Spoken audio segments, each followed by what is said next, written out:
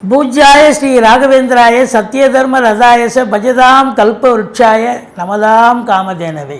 யோகி ராம் சுரத்குமார் யோகி ராம் சுரத்குமார் யோகி ராம் சுரத்குமார் ஜெயகுரு ராயா. உலகெங்கிலும் வாழ்ந்து கொண்டிருக்கும் ஸ்ரீ ராகவேந்திரா யூடியூப் சேனல் நேயர்களுக்கு டாக்டர் சைதை ராஜாவின் அன்பான வணக்கங்கள். இப்பொழுது நாம் மக்கள் எதிர்பார்த்து காத்து கொண்டிருக்கும் இந்த குரு பெயர்ச்சி பலன்கள் இந்த 2024 சித்திரை 18ஆம் தேதி ஆங்கில தேதிக்கு மே 1ஆம் தேதி குருவானவர் மேஷ ராசியில் இருந்து ரிஷப ராசிக்கு பிரவேசமாகிறார். இப்போது இதுவரையிலும் மேஷத்தில் இருந்து அவர் தந்த பலன்கள், இப்போது ரிஷபம் அவர் பலனை தரப்போகிறார். 12 ராசிகளுக்கும் அவர் எப்பேற்பட்ட பலன்களை வழங்கப் போகிறார் என்பதை நாம் விரிவாக பார்க்க போகிறோம். குரு பொறுத்தவரையிலையும் குரு பயிற்சின்னு சொன்னாலே மக்களுக்கு ரொம்ப ஒரு சந்தோஷங்க. ஜோசியர்களை அங்கே ஒரு கோயில்லையோ இல்லை பொது இடங்கள்லையோ பார்க்கும்போது கூட, ஐயா குரு பயிற்சி எனக்கு எப்படியா இருக்கும் அப்படின்னு ரொம்ப சந்தோஷமாக கேட்குறாங்க. ஏன்னா சனி பயிற்சினா ரொம்ப பயப்படுறாங்க. இந்த குரு பயிற்சி அப்படின்னா நிச்சயமாக நல்லது நடக்கும் அப்படிங்கிற ஒரு கான்செப்டும் இருக்குது. ரெண்டாவது, கெடுதல் பண்ண மாட்டார் அப்படிங்கிற ஒரு நிலை. அப்போ என் ராசிக்கு என்ன செய்யுங்க அப்படின்னு ரொம்ப சந்தோஷமாக கேட்குறத நம்ம நிறைய இடங்களில் பார்க்க முடியுது. குருவுக்கு பல பேர்கள் இருக்குங்க. குருவுக்கு அந்தணன், பொன்னவன், இப்படி அதாவது குரு தேவகுரு அசுரகுருன்னு 2 இதுவாக இருக்குது. இதில் தேவகுரு தான் குருவானவர், அசுரகுரு என்பது சுக்கிர பகவான். இதில் ஏன் நம்ம அசுரகுருவை நம்ம சொல்கிறோம் அப்படின்னா, இப்போது இந்த அசுரகுருனுடைய வீட்டில் தான் சஞ்சாரம் செய்ய போகிறார். இந்த ஓராண்டு பலனை தரப்போகிறார் தேவகுருவானவர். அப்போ சுக்கிரனுடைய வீட்டில் குரு உட்காந்து சஞ்சாரம் செஞ்சு பார்வை பலனும் எப்படி இருக்க போகுது அப்படின்னு பார்த்தீங்கன்னா, குறிப்பாக இந்த கலைஞர்கள், சுக்கிரனுடைய ஆதிக்கம் நிறைந்த அன்பர்களுக்கெல்லாம் ஒரு பொற்காலமாக விளங்கும் என்று சொல்லலாம். ரொம்ப சிறப்பாக இருக்கும். குரு பொறுத்தவரையிலையும் இந்த ஒருவருடைய நம்ம ஜாதகத்தில் குரு இல்லாமல் போயிருந்தால், குரு இருக்கும்போதே ஒரு சிலர் நம்ம ஒரு சில காலகட்டங்களில் ரொம்ப அவஸ்தைப்படுறோம். குரு இல்லைன்னு சொன்னால் அவ்வளோதாங்க. குரு இருக்கிற இடத்தையும் நல்லது செய்கிறார், பார்க்குற இடத்தையும் 5, 7, 9 அவருடைய பார்வை பார்க்குற இடத்தையும் நல்லது செய்கிறார். குரு பார்க்க கோடி நன்மைன்னு நம்ம சொல்லி கேள்விப்பட்டிருக்கோம். அதுபோல் இந்த குரு பகவான் கோச்சார ரீதியாக ஒரு ராசிக்கு வரும்பொழுது நல்லதை செய்வார். எந்தெந்த இடங்களுக்கு வரும்பொழுது நல்லதை செய்வார். ஒரு ராசிக்கு 2ஆம் இடம், 5ஆம் இடம், 7ஆம் இடம், 9ஆம் இடம், 11ஆம் இடம் ஆகிய இடங்களுக்கு குரு பகவான் கோச்சார ரீதியாக சஞ்சாரம், இந்த ஓராண்டு காலம் சஞ்சாரம் செய்யும் பொழுது நல்லதே செய்வார்னு ஜோதிட கிரந்தம் சொல்கிறது. ஸ்தான பலம் இது என்னென்னா, ஸ்தான பலம் சிறப்பாக அமைந்து இருக்கிற இடத்தையும் நல்லது பண்ணுவார். அப்போ மற்ற இடத்துல அவர் ஸ்தான பலம் இல்லை. அப்போது பார்வை பலம் மட்டுமே அங்கே சிறப்பாக சோபிக்கும் அப்படின்னு சொல்லலாம். இதில் பார்த்தீங்கன்னு சொன்னால், குருவை வச்சு பார்க்கும் பொழுது இந்த ரிஷப லக்னத்துக்கு, ரிஷபம் மற்றும் துலா லக்னத்துக்கு குரு நல்லவர் அல்ல என்று சொன்னாலும் கூட பார்க்கும் இடங்கள் நல்லது செய்யக்கூடிய ஒரு அமைப்பு. ஆதிபத்தியம் தாங்க முக்கியம். குரு எந்தெந்த வீட்டுக்கு ஆதிபத்தியமாக இருக்கிறார், இந்த ராசிக்கு அவர் எங்கே உட்கார்ந்துட்டுருக்கார், நல்லது செய்வாரா?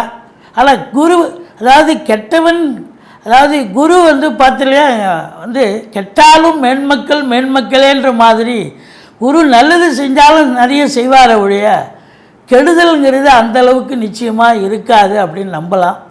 உங்களை பொறுத்தவரையும் இந்த ஓராண்டு எப்பேற்பட்ட பலன்களை வழங்கப் போகிறது, எந்தெந்த ராசிகளுக்கு பல அற்புதங்களை தரப்போகிறது, எந்தெந்த ராசிகளுக்கு சுமாராக இருக்கும், எந்தெந்த ராசிகளுக்கு கொஞ்சம் பிலோ எப்படி இருக்கும் கொஞ்சம் அப்படிங்கிற ஒரு நிலையை நம்ம சொல்ல போகிறோம். அதே நேரத்தில் குரு பகவானை வச்சு மட்டும் பலனை சொல்லிட முடியாதுங்க. இந்த குரு பெயர்ச்சி காலங்களில் மற்ற கிரகங்களுடைய சஞ்சார நிலையும் சிறப்பாக இருக்கும்பொழுது தான் இது தூக்கிவிடும். கோச்சாரம் என்பது ஒரு 30% தான். இப்போ உதாரணத்துக்கு ஒருத்தருக்கு இப்போ மேஷ ராசிக்கு பார்த்திங்கன்னா கிரகங்கள் சனி பகவான் 11ஆம் இடம், ராகுவும் நல்ல இடத்துல இருக்கார், குருவும் 2ஆம் இடத்துல இருக்கார், இருக்கும், அள்ளி குவிக்கும். கோடீஸ்வர யோகம் குபேர யோகம்னு நம்ம சொல்கிறோன்னு சொன்னால் கடைசியில் அங்கே ஒன்றுமே இல்லைங்க, நீங்கள் இப்படி சொல்கிறீங்களேன்னு நீங்கள் கேட்கலாம். இது 30% தான். 70% உங்களுடைய ஜனனகால ஜாதகத்தினுடைய தசாபுத்தி அடிப்படையில் இயங்கும். இந்த 30% தான் கோல்சாரம். இன்றைக்கி இருக்கிற கிரகங்களுடைய நிலைகளை பற்றி நம்ம சொல்கிறது 30% மட்டுமே. அப்போது இந்த குரு பகவான் என்னென்ன பலன்களை வாரி வழங்கப் போகிறார், எந்தெந்த ராசிகளுக்குன்னு பார்க்கலாமா? வாங்க. மகர ராசி அன்பர்களுக்கு வணக்கம். மகர ராசி காலபுருஷனுக்கு 10வது ராசி. உத்திராடம் 2, 3, 4 பாதங்கள், திருவோணம், அவிட்டம் 1, 2 பாதங்கள் உள்ளடக்கியது மகர ராசி. சனி பகவான் ஆட்சி பெறும் வீடு. இப்பொழுது சனி பகவான் இந்த ஆண்டு முழுவதும் கும்பத்தில் மூலத்திரிகோணம் அவருடைய ஆட்சி வீட்டில் இருக்கிறார். இந்த குரு பெயர்ச்சி 2024 சாதகமாக இருக்குமா இந்த ராசிக்கு, மகர ராசியில் பிறந்தவர்களுக்கு அப்படின்னு பார்த்தீங்கன்னா, குரு 4ஆம் இடத்தில் இருந்து வந்த குரு இப்போ 5ஆம் இடத்துக்கு போயிட்டார். 4ஆம் இடம் ஸ்தான பலம் இல்லை, 5ஆம் இடம் ஸ்தான பலம். அப்போ 5ல் குரு கெஞ்சினாலும் கிடைக்காதுன்னு சொல்லுவாங்க. அப்போ 5ஆம் இடத்துக்கு குரு போயிட்டாருன்னா 1, 5, 9 லிங்க்கு கிடச்சிரும். எல்லாம் ராசியை குரு பார்க்குறார், 9ஆம் இடத்தை குரு பார்க்குறார், 11ஆம் இடத்தை குரு பார்க்குறார். அப்போது 1, 5, 9, 11 குரு பார்க்கும்பொழுது வாழ்க்கையில் ஒரு மேன்மையான ஒரு தருணம் இந்த ஆண்டு அப்படின்னு சொல்லலாம். முதல்ல ஸ்தான பலத்தை நம்ம பார்க்கலாம். 2, 5, 7, 9, 11 ஆகிய இடங்களுக்கு கோச்சார குரு பகவான் வரும்பொழுது யோகமான பலன்களை தருவார்னு ஜோதிட கிரந்தம் சொல்கிறது. அப்போ 5ஆம் இடம் சிறப்பான இடம், சூப்பரான இடம். அப்போது 5ங்கிறது சந்தோஷத்தை தரக்கூடிய இடம். முதல்ல நீங்கள் சந்தோஷமாக இருப்பீங்களா, ஜாலியாக இருப்பீங்க, மிக்க மகிழ்ச்சியாக இருப்பீங்க. உங்கள் பிள்ளைகளுடைய தேக ஆரோக்கியம், வளர்ச்சி, கல்வி மேம்பாடு எல்லாம் சிறப்பாக இருக்கும். குழந்தை பாக்கியம் இல்லாதவர்களுக்கு குழந்தை பேரு கிடைக்கும். சமூகத்தில் பேரு புகழ் அந்தஸ்து உயரக்கூடிய ஒரு நிலை. இது நாள் வரைக்கும் உங்களை யாரும் ஒரு சட்டை பண்ணியிருக்க மாட்டாங்க, சமூகத்தில் உங்களை பெருசாக இதுவாக இருக்க. இப்போ உங்களை பாராட்டுவார்கள், சீராட்டுவார்கள்னு சொல்லலாம். ஏன்னா பேரு புகழ் அந்த 1, 5, 9 லிங்க் இருக்குது பார்த்தீங்களா. இந்த குரு பகவான் உங்களுக்கு சமூகத்தில் ஒரு அந்தஸ்தை ஏற்படுத்தி தருவார். பூர்வீக சொத்து அது மூலம் நன்மைகள் நடக்கும் அப்படின்னு சொல்லலாம். இது 5ஆம் இடம் ஸ்தான பலம். இது மட்டும் இல்லை, இந்த ரேஸு, லாட்ரி, சீட்டாட்டம், அந்த ஷேர் மார்க்கெட்டு இது போன்ற ஈடுபாடு இன்ட்ரெஸ்ட் உள்ளவங்களுக்கு சம்பாத்தியத்தை பெற்றுத்தருமா அப்படின்னா கண்டிப்பாக பெற்றுத்தரும். சந்தோஷமாக இருக்க போகிறீங்க. இப்போது கன்னி ஸ்தானத்தை ராசியை பார்க்குறார் குரு பகவான். இது உங்களுக்கு 9ஆம் இடம். 9ஆம் இடம் குரு இருக்கிறார் அப்படின்னு சொன்னால், குரு பார்க்குறாருன்னு சொன்னால் பாக்கியஸ்தானம். அப்போது பாக்கியம் என்பது ஈஸியாக உங்களுக்கு கிடைக்கக்கூடிய ஆண்டு. Easily to get. எதையும் போராடி ஜெயிக்க தேவையில்லை, ஈஸியாக உங்களுக்கு கிடைச்சிரும். 9ஆம் இடம் பாக்கியஸ்தானம். தந்தை வழி சொந்தங்களால் அனுகூலம். தந்தை உங்களுக்கு நல்லது செய்ய போகிறார். இந்த உயர்கல்வி படிக்கிறாங்க பார்த்தீங்களா, ஆராய்ச்சி கல்வி, வெளிநாட்டில் போன வருஷம் டிஸ்கண்டினியூ பண்ணியிருக்கலாம், ஃபெயில் ஆகிருக்கலாம். இப்போ இந்த ஆண்டு முயற்சி பண்ணிங்கன்னா சாதிப்பீங்க. ஓகே, கண்டிப்பாக உயர்கல்வி பட்டம் பெறக்கூடிய ஆண்டு. வெளிநாடு போகணும்னு நினைக்கிறவங்க தாராளமாக போகலாம். அது உயர்கல்விக்காக இருந்தாலும் சரி, உத்தியோகத்துக்காக இருந்தாலும் சரி, சொந்த தொழிலுக்காக இருந்தாலும் சரி, சாதிக்கக்கூடிய ஒரு ஆண்டு, அனுகூலமான ஒரு ஆண்டு. ஆன்மீகத்தில் அதிக நாட்டம் இருக்கும், ஸ்பிரிச்சுவல் இதில் ரொம்ப ஈடுபாடு இருக்கும். வழிபாடு, ஆலய வழிபாடு, நன்கொடைகள் வழங்குவீர்கள், தான தர்மங்கள் செய்வீர்கள் அப்படின்னு சொல்லலாம். இது 9ஆம் இடம் சிறப்பாக இருக்குதுன்னு சொன்னால், சொந்த தொழில் பண்ணுறவங்க நம்பி கடன் வாங்கி தொழிலில் போடலாம், தொழில் நல்லா அபிவிருத்தி ஆகும் அப்படின்னு சொல்லக்கூடிய ஒரு ஆண்டு. அடுத்தது பார்த்திங்கன்னு சொன்னால், இப்போ பாக்கியஸ்தானம் நல்லா இருக்குதுன்னு சொன்னால், அப்போ 11ஆம் இடம் குரு பார்வையில் இருக்குது. 11ஆம் இடம் என்பது எண்ணிய செயல் ஈடேறுதல், தொட்டதெல்லாம் தொடங்குதல், எல்லாம் லாபமயம், கோடீஸ்வர யோகம், குபேர அந்தஸ்து 11ஆம் இடம் அப்படின்னு சொல்லலாம். மகிழ்ச்சி ஸ்தானம், சந்தோஷமாக இருக்கக்கூடிய இடமும் 11 தான், அதாவது லாபஸ்தானம். இப்போ 11ஆம் இடத்தை குரு பார்க்குறாருன்னா உங்களுக்கு ரெட்டிப்பு வருமானம் வரும். இப்போது 7.5 சனி போயிட்டுருக்கு. இதில் 7.5 சனியில் சில பிரச்சனைகள், பிரிவினைகள் வந்திருக்கலாம். அதுவும் கடந்த ஆண்டு பார்த்திங்கன்னா 11ஆம் இடத்தை சனி பகவான் பார்த்தார். மூத்த சகோதரத்துக்கும் உங்களுக்கும் கருத்து வேறுபாடு வந்தது. இப்போது அந்த வேறுபாடெல்லாம் விலகி ஒருத்தருக்கு ஒருத்தர் அண்டர்ஸ்டாண்டிங், அன்னோன்யம் இருக்கும். முதல் திருமணம் முறிவு ஏற்பட்டு 2வது திருமணத்திற்காக காத்திருப்பவர்களுக்கு நல்லதே நடக்கக்கூடிய ஒரு சூழல்.